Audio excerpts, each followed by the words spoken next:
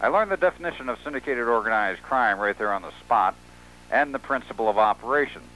The principle of operation was anything that was a cost and an expense, they left under the budgetary basis, and the public footed 100% of the bill for 100% of the services.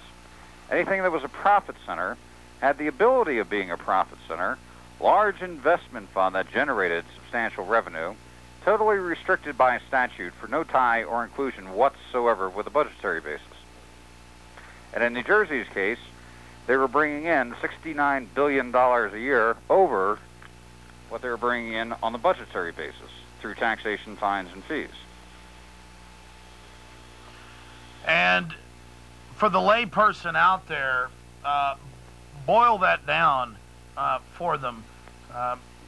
The difference between the budget and the real set of books, the comprehensive annual financial reports. Well, up until this point, and making this discovery, I always heard budget report. We have a shortfall of budgetary revenue. We have to increase taxes. Our budget is, for the school, for the police. We have to increase taxes.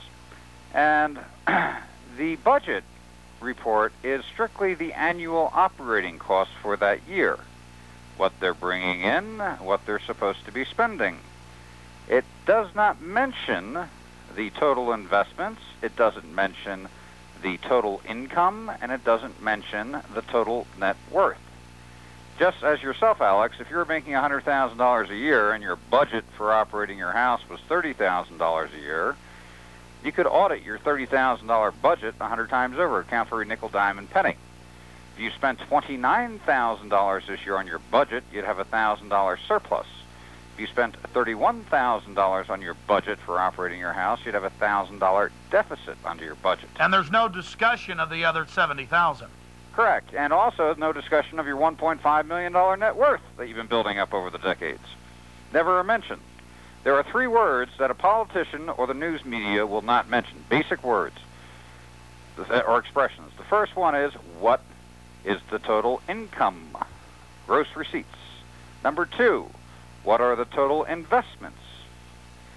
Number 3, what is the net worth? And there's actually a 4th, which is very important. What is the growth? What has the growth been in 5 years, 10 years, 15 years, 25 years? Arizona is a good example. If you look at the 1984 Comprehensive Annual Financial Report, the state's service budget is $1.8 billion, and it shows total gross receipts of $2.1 billion, about a $300 million difference. 15 years later, going into the year 2000, a service budget reaching $14 billion, and total gross receipts of $22 billion. So in the course of 15 years, a 1,000% increase in the revenue taken from the populace. That type of increase is unjustifiable by any means in a free society if it wishes to remain free. And the sound bites are thrown out to the populace, always. We have a shortfall of revenue for our school district. Look, crime, the little old lady's home, whatever. The politicians are using whatever sound bites they can throw out. They keep the public from looking at basic comprehension. What are the total cash gross receipts? All. What are the total investments? What's the total net worth? Never mentioned, never discussed. They always refer to the budgetary basis, as they, excuse my French, laugh their butts off all the way down to the bank every single day. We've allowed the vault door to stay wide open for the last 50 years. And by leaving the vault door open, in fact, with most people saying, vault? What vault? Those sharp little crackers, the ones running this show, okay, on composite government wealth in the upper echelon, you're not dealing with the Joe Six-Pack crowd betting $5 on Dallas. These are some of the sharpest crackers on the face of the planet who are quite ruthless, that have worked diligently to build their little empires within composite government and by use of the investment funds. And they know exactly what they're doing. They knew that they needed the cooperation of the syndicated media and education. The Comprehensive Annual Financial Report was created in 1946. Same year as the United Nations by the same people. Correct. It was a plan, an implemented plan to take over the wealth. And it's not a conspiracy. It's right here in Texas for 99 and 98, $435 billion surplus right there in it. on page 6, but they were telling us that we had to increase taxes for the children. My point is, look at all the things they've done. The homes they've stolen, Walter, in the name of property taxes from old people that couldn't pay. The families that have been wrecked. Do a reality check, well, Alex.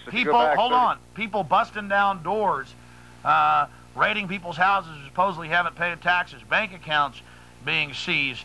All of this in the name of we got to run the government. We got a deficit on our budget. Meanwhile, you have this $60+ trillion today with state, federal, and local monies.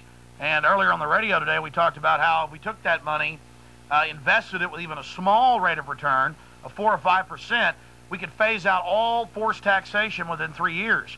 And that's real math, real numbers. Instead, they're buying up everything. They're taking control. The big question is, Walter, where are they putting all of this money? The states, the counties, the water districts, the school districts, the feds. Where are they investing all this so-called surplus money? The list is too long to go through.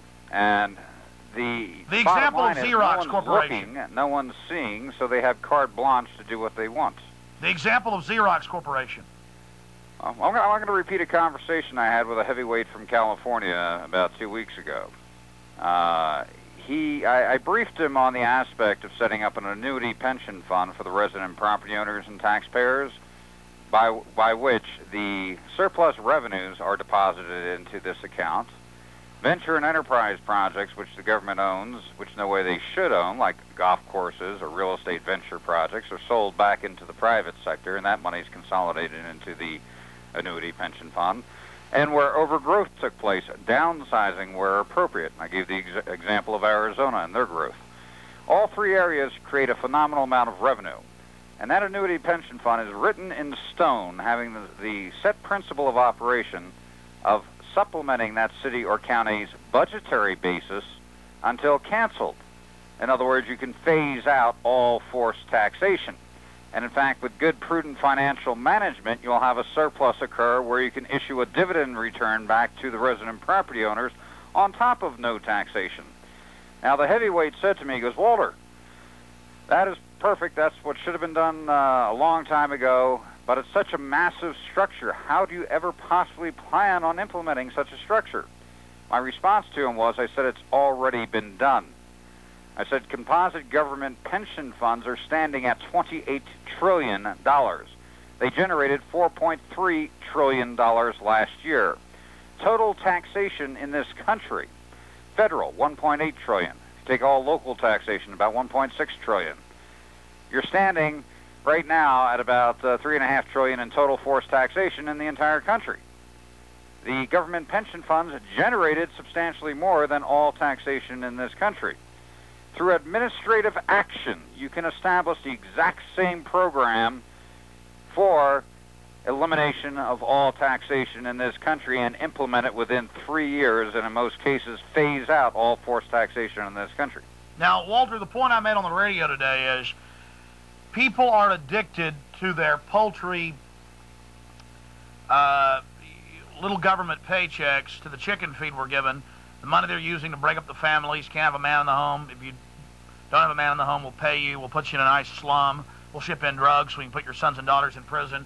This police state system, people want their chicken feed. They want it.